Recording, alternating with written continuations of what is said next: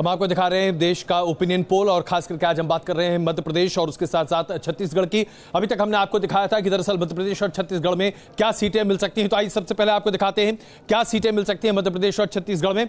आप देखिए मध्य प्रदेश में 29 में से 21 सीटें भारतीय जनता पार्टी को मिल सकती हैं और कांग्रेस के खाते में 8 सीटें जा सकती हैं, यानी कि कांग्रेस को यहां पर 6 सीटों का फायदा होता दिखाई दे रहा है। उसके साथ साथ अब छत्तीसगढ़ की बात करते हैं।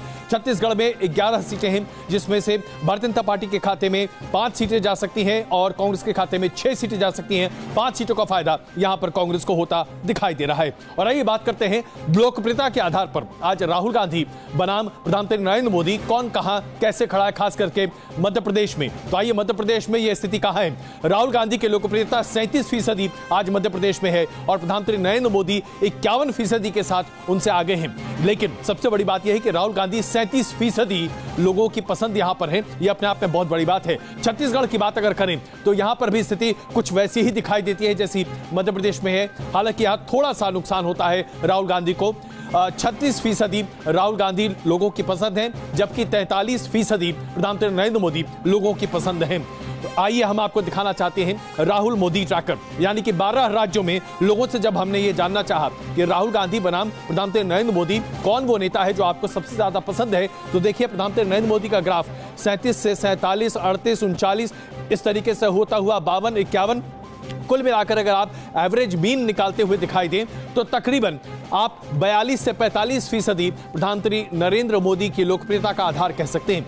वहीं पर राहुल गांधी 31% से अपनी शुरुआत करते हुए 19% तक दिल्ली में आ जाते हैं, 17% पश्चिम बंगाल में हो जाते हैं और 37% मध्य प्रदेश में और 36% छत्तीसगढ़ में, यानी कि कुल मिलाकर तकरीबन 28 से 30% के आसपास लोगों की पसंद आज राहुल गांधी हैं। और यह बताता है कि आज हमारे देश में राहुल गांधी किस तरीके से अपनी लोकप्रियता लगातार आगे बढ़ा रहे हैं। विनोद जी, मैं आपसे जानना चाहता हूं राहुल गांधी की बढ़ती लोकप्रियता के पीछे राज क्या है? क्या लोग उनको बेहतर नेता समझने लगे हैं, कुछ बदल गया है, या दरअसल कांग्रेस अध्यक्ष बनने के बाद उन्होंने अपनी नीति स्पष्ट की है? नहीं, देखिए अजय, ऐसा होता है कि जब 3-4 साल में जो सत्ता में जो नेता होता है, जाहिर है उससे बहुत सारे लोगों की अपेक्षाएं पूरी नहीं होती और जो विपक्ष में नेता होता है लोग उसकी तरफ आशा की दृष्टि से देखते हैं। तो आप देखिए नरेंद्र मोदी जी की जो लोकप्रियता का जो ग्राफ जी 2014 में था, उस समय 76% था, क्या करते थे। आज वो मतलब 51% तक या 43% कहीं आ रहा है, अधिकतम 51% है। तो और एवरेज में कितना बताया आपने? करीबन 45%। तो 76 से 45। तो जो लोग 76 से 45 जो हटे हैं उनसे, वो कहीं ना कहीं तो जाएंगे जी। तो कहां जाएंगे?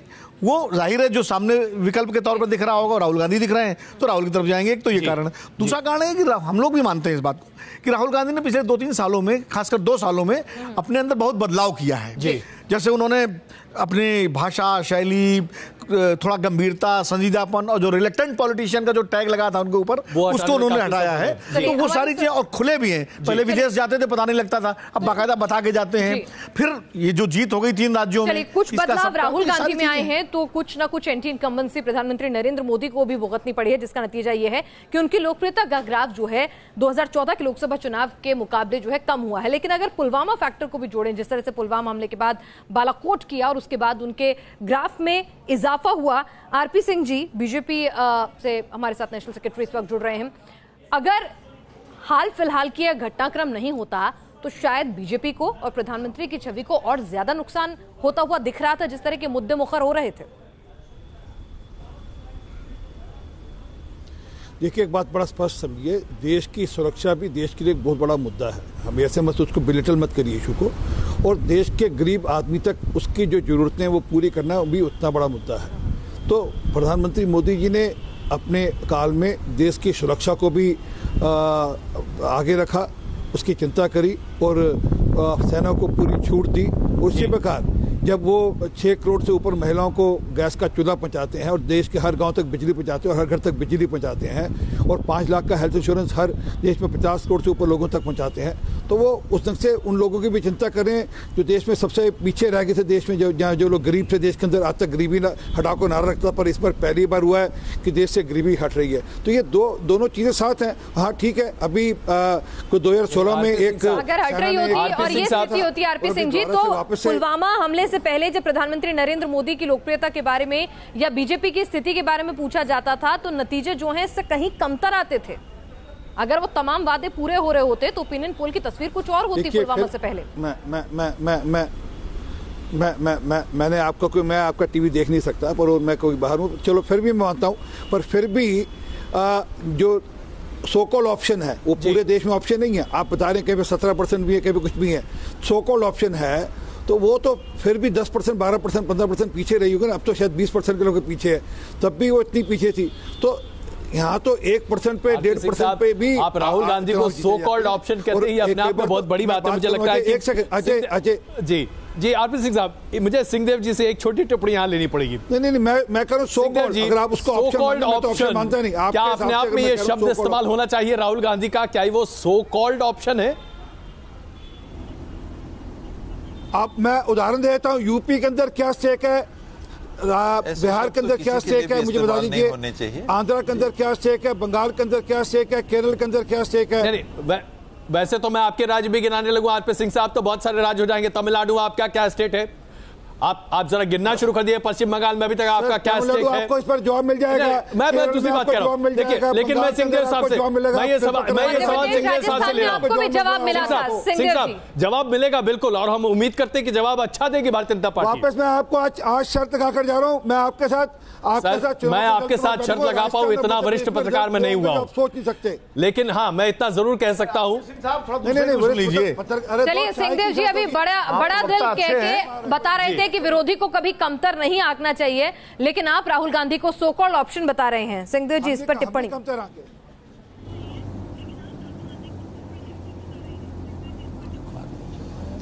किसी का भी अनादर करके देश या समाज या किसी दल की स्थिति बन सकती है, मैं नहीं इसको कभी मानता। और जैसा आपका आचरण होगा, जैसे ही आपकी प्रतिक्रिया होगी, निश्चित रूप से आप देखिएगा भारतवर्ष में इसका लाभ उन्हीं के प्रति हमेशा बढ़ता रहा है जिनकी निंदा अनावश्यक तौर पे की जाती है। ऐसा किसी के लिए नहीं कहना चाहिए।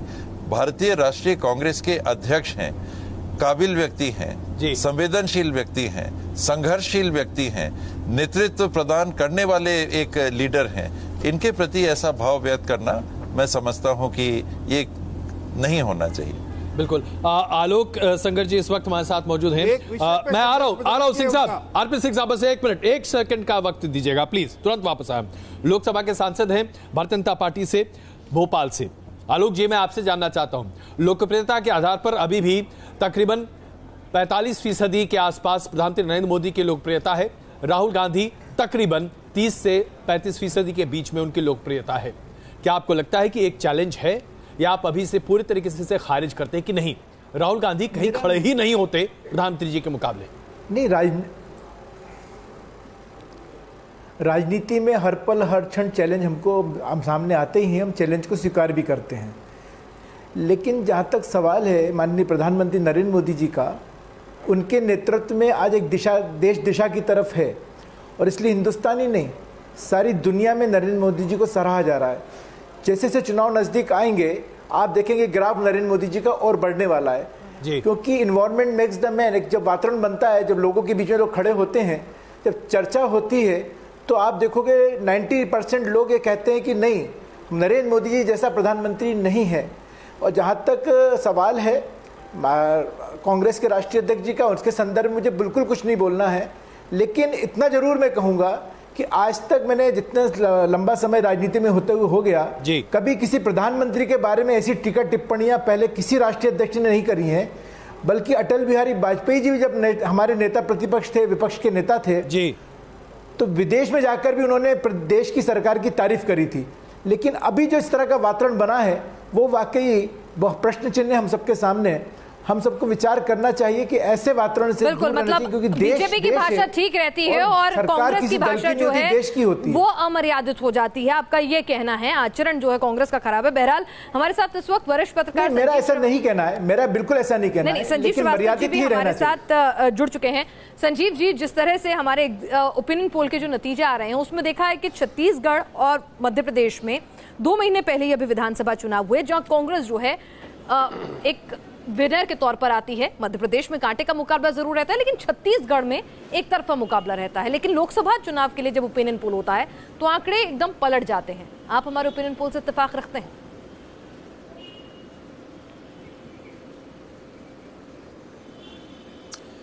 जी बहुत शुक्रिया पिनाज, और सबसे पहले मैं आपसे और अजय से क्षमा मांगना चाहता हूं, समय पे नहीं जुड़ पाया।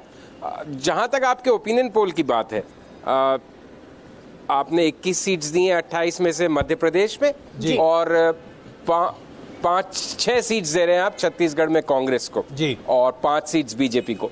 मेरे ख्याल से ये आंकड़ा मोटे रूप से सही है, क्योंकि देखिए इसमें अटपटी बात, देखिए जब हम मध्य प्रदेश राजस्थान का दौरा भी कर रहे थे, छत्तीसगढ़ तो मैं सिर्फ 1 दिन के लिए गया था, लेकिन मध्य प्रदेश और राजस्थान 4-4, 5-5 दिन के लिए गए थे, तब भी कई ऐसे मतदाता थे जो कह रहे थे कि इस वक्त तो वो बदलाव की मुद्रा में थे। जैसे मध्य प्रदेश में 3 बार की एंटी इनकम्बेंसी हो गई थी, 15 साल हो गए थे शिवराज जी को, लेकिन केंद्र के चुनाव के दौरान उनका मत यही था कि वो मोदी जी को देंगे। और राजस्थान में भी ज्यादा नाराजगी क्योंकि स्थानीय नेतृत्व के खिलाफ थी, तो मुझे लगता है राजस्थान में भी ज्यादा सीट्स बीजेपी को मिल सकती हैं। छत्तीसगढ़ में चूंकि नतीजा एक तरफा था तो मैं थोड़ा सरप्राइज हूं, लेकिन फिर भी मैं मानता हूं चूंकि अगर वहां भी मध्य प्रदेश और राजस्थान जैसे मतदाताओं का मन राज्य और केंद्र में अलग अलग नेताओं को चुनने का है और मोदी जी के प्रति उनकी ज्यादा आस्था है, तो शायद इसलिए सीट्स का इस तरह से बंटवारा हो रहा है। तो कुल मिला के ये स्टेट्स की खास बात ये है अजय कि मध्य प्रदेश और राजस्थान और छत्तीसगढ़ ये सारी ऐसी स्टेट्स थी जहां असेंबली का जो रिजल्ट आता था करीब करीब उसी अनुपात में या उससे बेहतर प्रदर्शन रहता था जो पार्टी राज्य विधानसभा का चुनाव जीतती थी। लेकिन इस बार ऐसा नहीं होता दिख रहा है। ये एक दिलचस्प तथ्य है और उसका कारण शायद प्राइम मिनिस्टर नरेंद्र मोदी को एक बार और मौका देने की इच्छा इस राज्य में ज्यादातर मतदाताओं की टिप्पणी में इस पर ले लेती हूँ। सिंहदेव जी, आप वरिष्ठ पत्रकार यहाँ पर संजीव श्रीवास्तव जी की राय से इत्तेफाक रखते हैं?